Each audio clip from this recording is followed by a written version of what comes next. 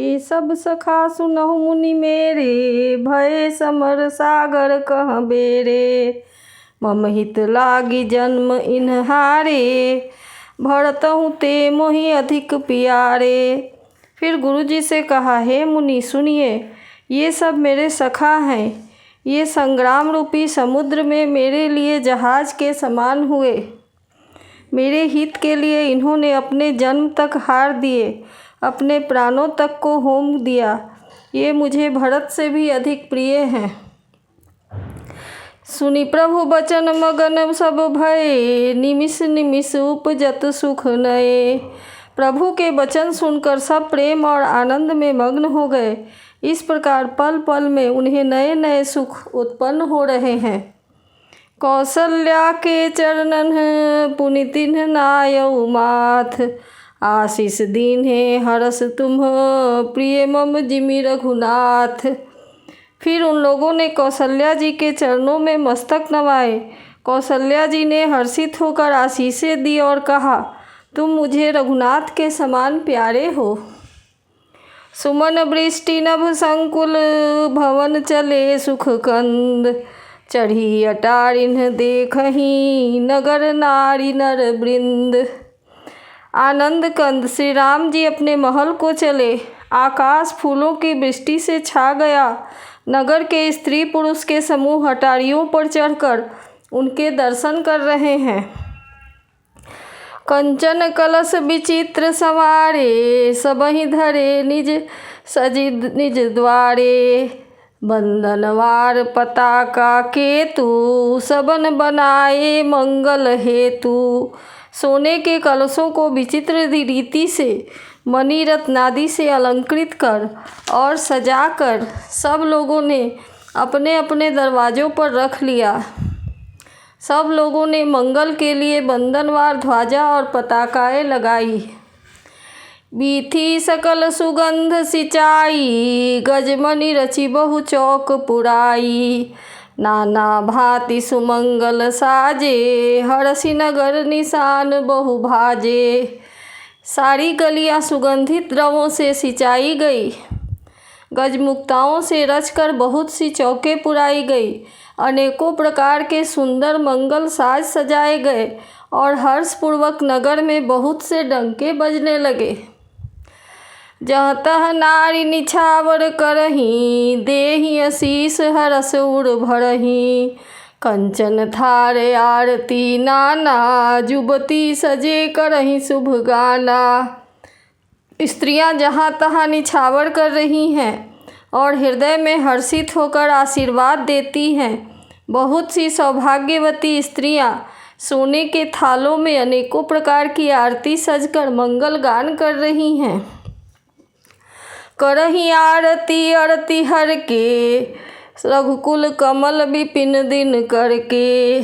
पुरशोभा संपत्ति कल्याणा, निगम शेष शारदा बखाना। वे दुखों के हरने वाले और सूर्यकुल रूपी कमल बन के प्रफुल्लित करने वाले सूर्य श्री राम जी की आरती कर रही हैं। नगर की शोभा संपत्ति और कल्याण का वेद शेष जी और सरस्वती जी वर्णन करते हैं। तेउ यह चरित देखि ठगी रहहीं, उमाता सुगुण नर किमि कहहीं। परंतु वे भी यह चरित्र देखकर ठगे से रह जाते हैं, स्तंभित रह जाते हैं। शिव जी कहते हैं, हे उमा, तब भला मनुष्य उनके गुणों को कैसे कह सकते हैं।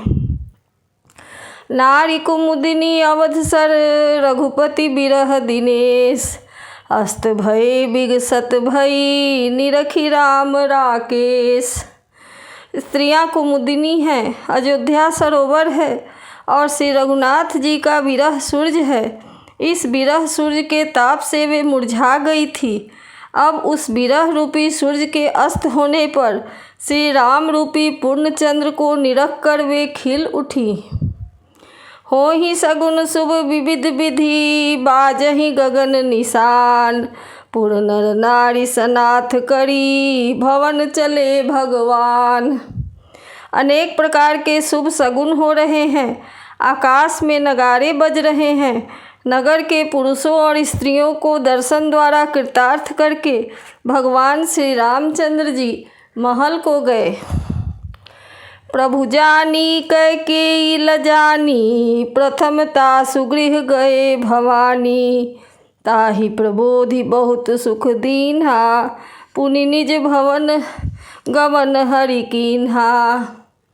शिव जी कहते हैं, हे भवानी, प्रभु ने जान लिया कि माता कैकेयी लज्जित हो गई हैं, इसलिए वे पहले ही उन्हीं के महल में गए और उन्हें समझा बुझाकर बहुत सुख दिया।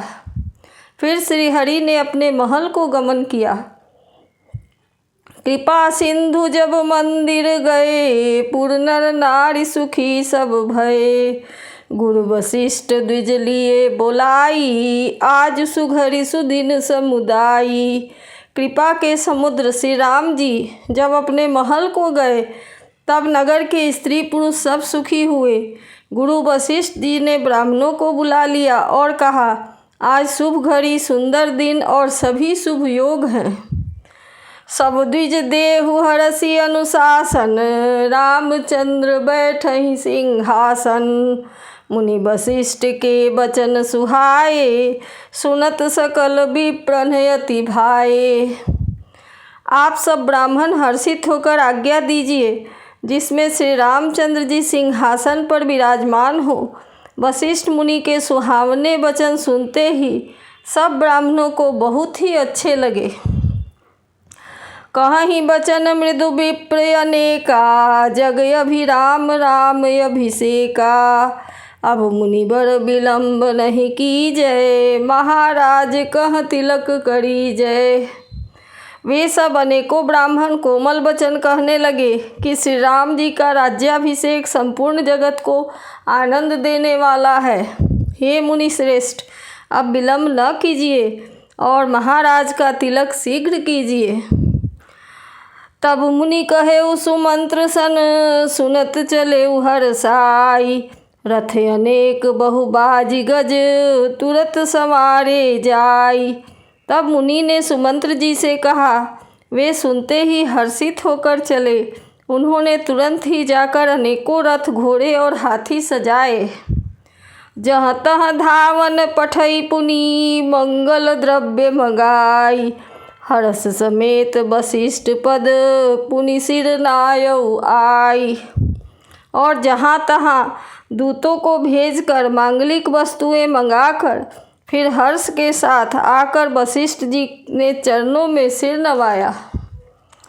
अवधपुरी अति रुचिर बनाई, देवन सुमन वृष्टि झरि लाई।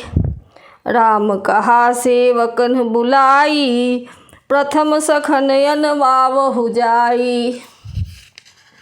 अवधपुरी बहुत ही सुंदर सजाई गई। देवताओं ने पुष्पों की वर्षा की झड़ी लगा दी। श्री रामचंद्र जी ने सेवकों को बुलाकर कहा कि तुम लोग जाकर पहले मेरे सखाओं को स्नान करवाओ। सुनत बचन जहाँ तहाँ जन धाये, सुग्रीवादि तुरत अनहवाए। पुनि करुणा निधि भरत हकारे, निज कर राम जटा निरुआरे। भगवान के वचन सुनते ही सेवक जहाँ तहाँ दौड़े और तुरंत ही उन्होंने सुग्रीवादि को स्नान कराया। फिर करुणा निधान श्री राम जी ने भरत जी को बुलाया और उनकी जटाओं को अपने हाथों से सुलझाया। अनहवाए प्रभु तीनिउ भाई, भगत बछल कृपाल रघुराई। भरत भाग्य प्रभु कोमलताई, शेष कोटि सत सकहि न गाई। तदनंतर भगत वत्सल भगवान श्री रघुनाथ जी ने तीनों भाइयों को स्नान कराया। भरत जी का भाग्य और प्रभु की कोमलता का वर्णन अरबों शेष जी भी नहीं कर सकते। पुनि निज जटा राम बिबराए, गुर अनुशासन मागी नहाए। करमज्जन प्रभु भूषण साजे, अंग अनंग देखी सतलाजे। फिर श्री राम जी ने अपनी जटाएं खोली और गुरु जी की आज्ञा मांगकर स्नान किया। स्नान करके प्रभु ने आभूषण धारण किए। उनके सुशोभित अंगों को देखकर सैकड़ों कामदेव लजा गए।